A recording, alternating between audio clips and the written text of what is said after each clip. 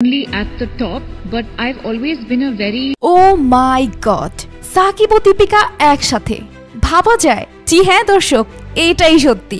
এইবার আমেরিকা গিয়ে দীপিকার সাথে দেখা করলেন মেগাস্টার সাকিব খান।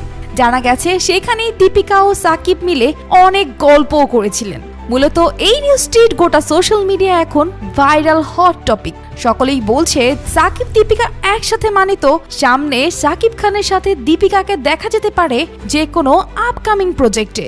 আবার অনেকে তো সাকিব খানের সাথে দীপিকার একটি সিনেমার আবদারও করে ফেলেছে।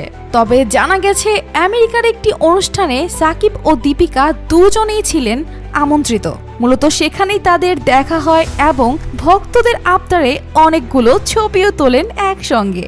আর এটি এখন বর্তমানে হট টপিক। সকলে তো অনেক বেশি আত্মবিশ্বাসী সাকিব খানকে নিয়ে।